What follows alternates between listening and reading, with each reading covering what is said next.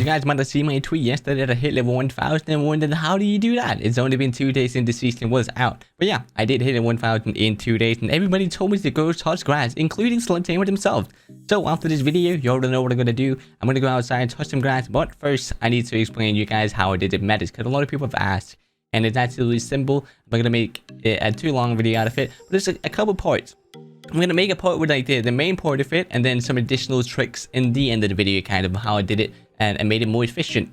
Actually really simple, and you've been able to do this for at least a year, but not a lot of people actually know about it, realize it until kind of recently with a new event.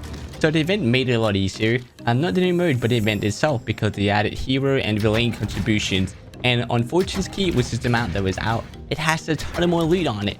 So one part of the ranking up is simply from loot XP. Every time you open a crate, you get 200 XP, and those villain and hero contributions you come out of the crates as well. You get another 200 XP for picking those up. So other than from a crate, you can get 400 XP, which is a lot. And there's so many crates, especially I think the best place I've found to be is Keep, where you can just run around in circles, keep opening crate the entire game, and from that alone, you can get like 3 to 5 levels just from opening crates, which is ridiculous to think about, right? But that's the new event that did that. That's a part of it. You could do that usually as well, open crate, but it's not nearly as many crates, and it's the same on Rebirth. It's not nearly as many crates on Rebirth as Fortune's Keep. So I played Fortune's Keep the entire time. What I did, I saved a bunch of money. Not a thing that not a lot of people realize, but there is a guaranteed fire sale in every single Resurgence game, and it's right after the third circle comes out. So both in Rebirth and Fortune's Keep, there is now a fire sale right when the third circle shows, basically.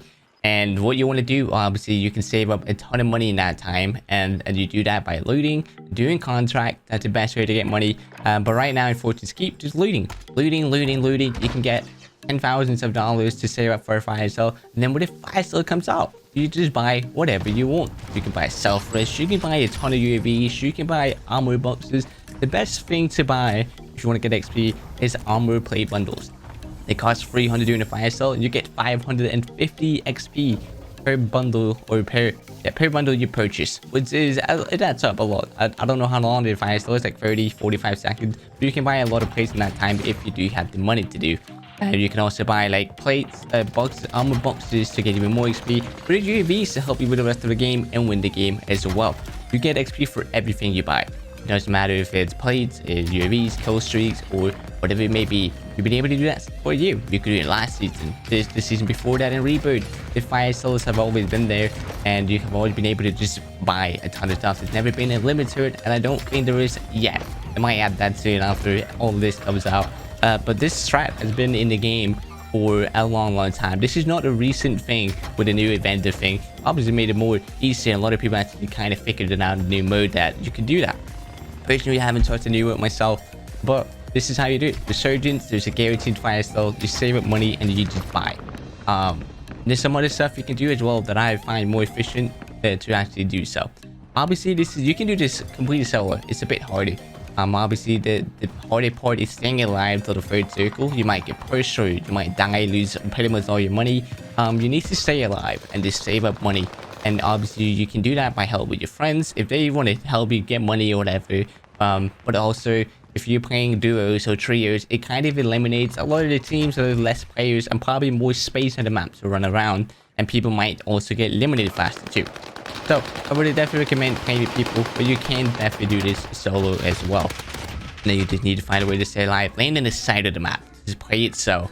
Yeah, some of the additional tips that I have to actually make it more efficient, especially in Fortune's Keep. One of the problems is the buy stations. There's not many buy stations on the map, so always see if you can find a buy station marker, so you can literally do it wherever you're on the map. You can find it at a really safe spot where no one really can get to you possibly.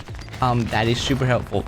Another thing that I usually do every time I go on the buy station with a fire sale, buy a UAV, call it in to see if anybody's nearby, and then you might be good to go. If there's someone next to you, you will know, and you will be able to eventually take them out and then continue what you're doing. If you don't buy the UAV, someone might go to, obviously a lot of people, they go to the fire stations during the fire sale, so they might come take you out without you knowing. They could be ghosts as well, which is just unfortunate, but always buy a UAV as the first thing, call it in, see your surroundings. If anybody's close to you, you can kind of keep track of them if they're coming towards you or closer. That's always a good tip. Another thing that I added recently that I will mention to you guys is a new setting. It's under the interface in your settings, and it's called close buy station on purchase. And if you can disable that, it does not go out of the buy station after you buy stuff anymore. But you can't spam stream buy doing that, but you can definitely still do it faster. If you do spam buy, there is kind of a limit on how many plates or whatever you're buying you can buy. So you can only buy 4 if you spam buy. So let's say you have this disabled. That means it doesn't close out the thing. You're going to buy station. You can buy 4 sets of armor bundles or plate bundles before you have to go out and then back into the buy station menu. So you can just keep doing that. In the buy station, buy 4 plate bundles. You can spam buy the 4. You press circle or whatever country you want to back out of the buy station. Back in, down to the plates again, and then buy 4. That is a lot faster than just doing if you buy 1 at a time and go back down.